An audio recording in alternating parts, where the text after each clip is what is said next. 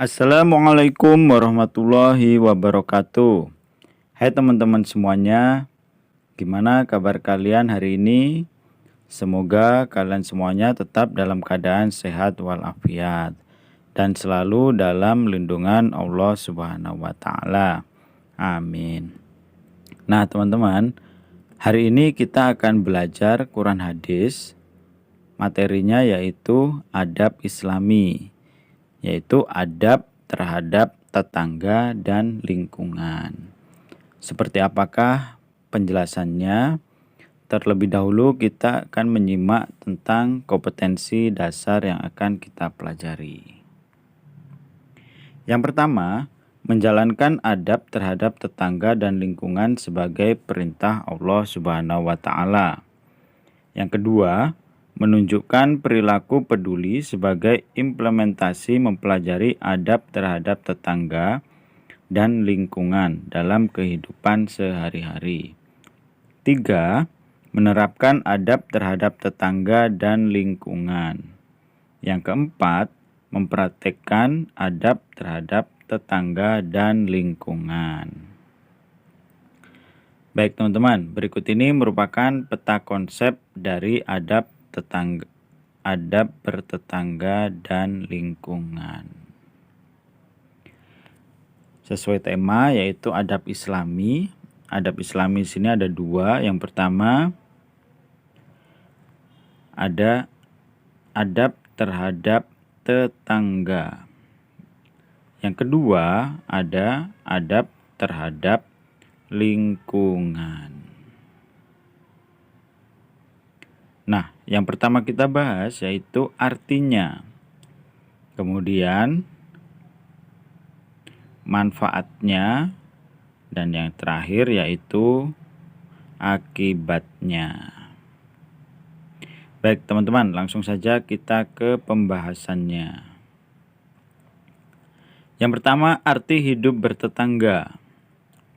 Tetangga adalah orang-orang yang tinggalnya berada di sekitar kita, baik yang seagama maupun yang berlainan agama, berlainan suku maupun berlainan status sosial ekonomi. Nah, itulah tetangga. Jadi, apabila kita tinggal di suatu tempat, jadi sebelah kiri, sebelah kanan, atau depan, atau belakang rumah kita, itu adalah tetangga kita. Ada sebuah hadis, wa man kana yu'minu billahi wal yaumil akhiri fal yukrim jaroh. Jadi ini hadis tentang bertetangga ya teman-teman ya. Barang siapa beriman kepada Allah dan hari akhir, hendaklah memuliakan tetangga. Hadis riwayat Bukhari dan Muslim. Yang kedua, adab hidup bertetangga. Jadi dalam bertetangga ada aturan-aturannya ya teman-teman ya. Yang pertama, selalu berbuat baik dengan tetangga. Berdasarkan hadis Rasulullah SAW yang artinya, sebaik-baik sahabat di sisi Allah, orang yang paling baik perilakunya bagi sahabatnya dan sebaik-baik tetangga adalah orang yang baik akhlaknya terhadap tetangganya. Nah, itu sebabnya kita dianjurkan untuk berbuat baik terhadap tetangga. Yang kedua, memberi kenyamanan hidup tetangga. Jadi, memberi kenyamanan, contohnya misal, ya, kita hidup dalam masyarakat itu kan mempunyai tetangga ya. Jadi kalau tetangga kita sedang beristirahat, ya kita tidak boleh berbuat gaduh. Atau misal kita malam-malam tidak boleh menyetel lagu-lagu yang keras-keras atau berbuat berisik atau berbuat onar. Nah, itu kan bisa mengganggu kenyamanan tetangga. Jadi itu tidak boleh dilakukan. Jadi kita sebisa mungkin harus membuat nyaman tetangga kita. Kemudian diharamkan menyakiti tetangga.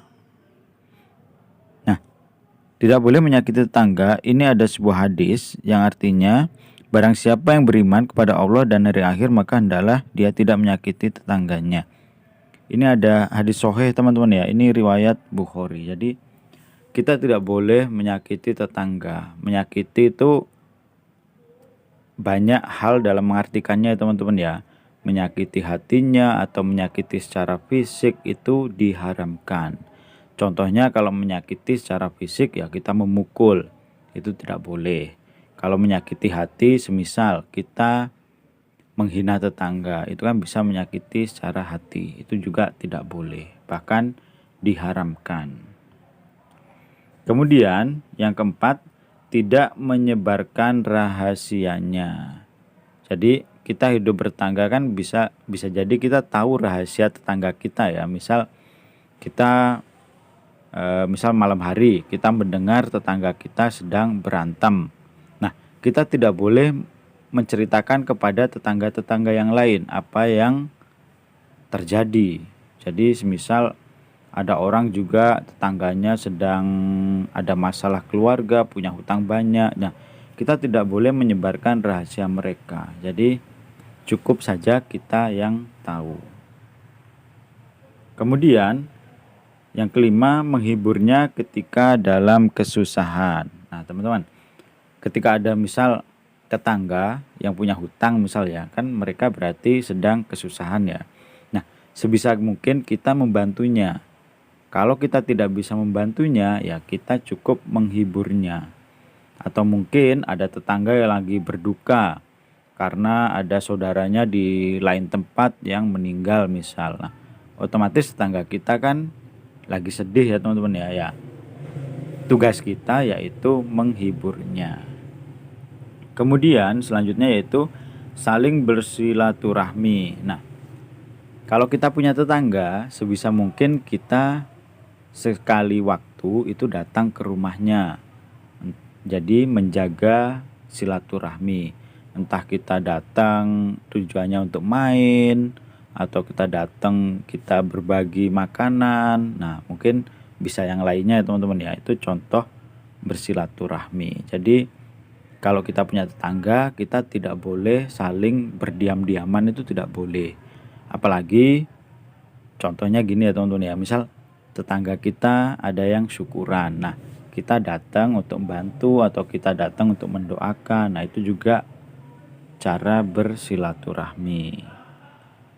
Kemudian ada lagi menjenguk mereka ketika mereka sakit. Nah, ini juga termasuk adab hidup bertetangga ya teman-teman ya. Jadi kalau ada misal tetangga kita sakit, kita itu bahkan wajib untuk menjenguknya. Kalau kita mampu, kita diharapkan bisa untuk dalam bahasa kita nyumbang lah. Jadi kita membantu biaya pengobatannya. Misal yang sakit tersebut dibawa ke rumah sakit, ya kita bantu untuk biaya pengobatannya, atau biasa istilahnya atau urunan atau apa ya. Terus kemudian kita membawakan buah-buahan atau apa, kita jenguk seperti itu kan. Jadi itu adab bertetangga. Selanjutnya adab terhadap lingkungan. Nah teman-teman, lingkungan ini ada dua ya teman-teman ya. Jadi ada binatang dan juga terhadap tumbuhan. Lingkungan adalah segala sesuatu yang berada di sekitar manusia, baik binatang, tumbuh-tumbuhan maupun benda-benda lain yang tidak bernyawa. Namun di sini yang kita bahas yaitu adab terhadap binatang dan juga tumbuh-tumbuhan.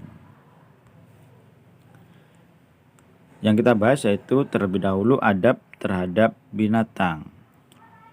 Yang pertama, kita harus melindungi binatang yang langka. Jadi contoh ya teman-teman ya, kalau di Indonesia yang langka itu kan ada semisal ya burung cendrawasih. Jadi hewan-hewan langka ini kita tidak boleh memburunya atau kita tidak boleh membunuhnya secara liar. Kemudian ada juga komodo atau orang hutan. Jadi kita harus melindungi binatang-binatang yang langka ini.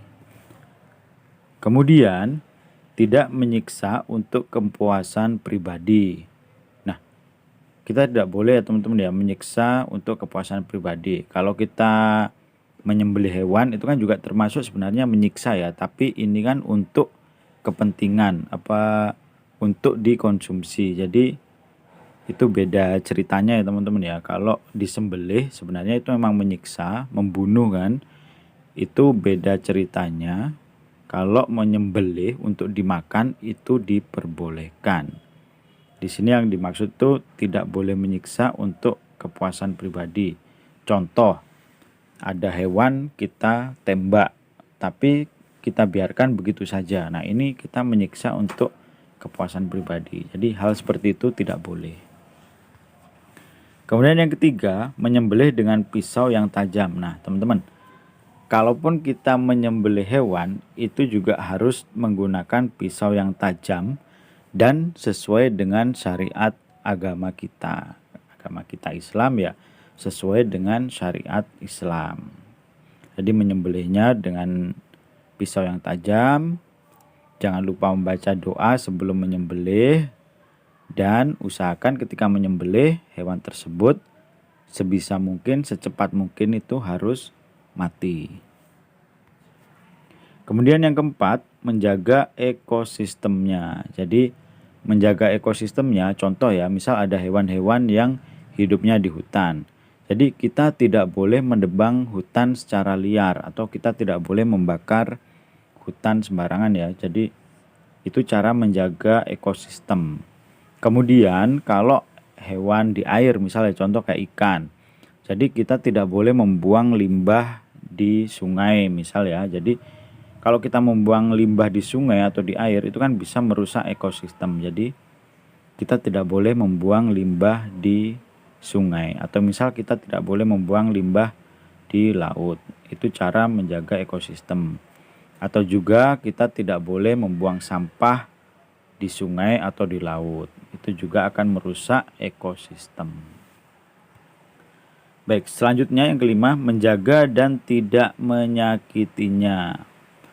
Terutama ya teman-teman ya, kalau kita punya hewan peliharaan di rumah, pasti kita kan harus menjaganya dan merawatnya. Biasanya kalau kita suka kucing, nah kita kan jaga kucing tersebut ya, kita merawatnya.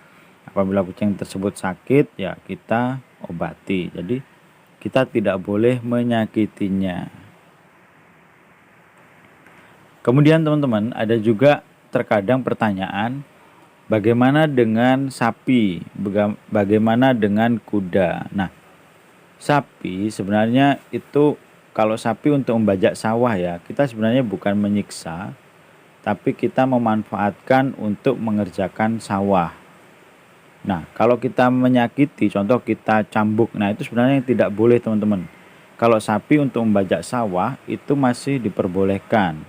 Karena setelah itu kan kita ngasih sapi tersebut makan ya, kita masih memeliharanya, kita masih merawatnya. Yang tidak boleh itu, kita sudah menyuruh sapi tersebut membajak sawah, kemudian kita cambuk. Nah, itu yang tidak boleh. Begitu juga dengan kuda. Kuda sudah kita suruh menarik kereta, kemudian kita cambuk. Itu yang tidak boleh. Baik, selanjutnya adab terhadap tumbuhan atau tanaman ya teman-teman ya. Yang pertama, menyiram tanaman secara teratur. Nah, ini yang dimaksud yaitu tanaman yang ada di sekitar tempat tinggal kita. Misal kita suka nanam bunga, misal teman-teman ya. Ya kita harus menyiramnya secara teratur. Misal pagi dan sore. Kemudian misal kita punya tanaman-tanaman lain juga kita harus menyiramnya secara teratur. Yang kedua, melakukan pemupukan. Nah, pemupukan ini tidak semua tanaman itu harus dipupuk ya teman-teman ya. Terkadang ada tanaman yang diberikan air itu sudah cukup, itu ada. Tapi ada juga tanaman yang membutuhkan pupuk. Jadi kalau tanaman yang membutuhkan pupuk, kita harus memupuknya. Kemudian yang ketiga, melakukan reboisasi. Reboisasi ini penanaman kembali atau penghijauan. Contoh seperti ini ya teman-teman ya. Ini sudah ada di undang-undang ya teman-teman ya. Tapi kurang tahu itu undang-undang pasal berapa, ayat berapa. Ketika kita menebang pohon ya, pohon yang sudah besar, kita tebang, itu seharusnya kita menanam kembali pohon tersebut, bibitnya itu kita tanam kembali dalam beberapa jumlah. Jadi kita tidak boleh asal menebang, itu sebenarnya tidak boleh ya teman-teman ya. Jadi kita ketika menebang pohon, kita terlebih dahulu sudah menanam bibitnya kembali. Jadi bukan hanya asal menebang saja teman-teman. Jadi sebelum kita menebang, kita terlebih dahulu menanam bibitnya kembali. Kemudian yang keempat, menanami pantai dengan pohon bakau. Jadi pohon bakau ini bertujuan mencegah erosi di dalam pantai teman-teman ya. Jadi pantai, ombak ketika datang ke pantai itu kan biasanya tanah itu kan terkikis ya teman-teman ya. Nah itu tujuannya menanami pohon bakau supaya tidak terjadi erosi. Selanjutnya yang kelima, tidak menebang tumbuhan secara sembarangan. Jadi maksudnya ada orang ya teman-teman ya, suka menebang hutan itu secara liar. Jadi menebang pohonnya semuanya langsung ditebang. Nah, itu sebenarnya tidak boleh teman-teman ya. Jadi ada aturannya sendiri-sendiri. Jadi kalau kita mau menebang pohon, ya kita tebang misal sehari berapa pohon. Kemudian besoknya lagi berapa pohon. Atau mungkin dalam 1 bulan sekali teman-teman ya. Jadi sudah ada pohon-pohon yang lain tumbuh baru kita menebang. Baik teman-teman, itu tadi materi tentang adab terhadap tetangga dan lingkungan.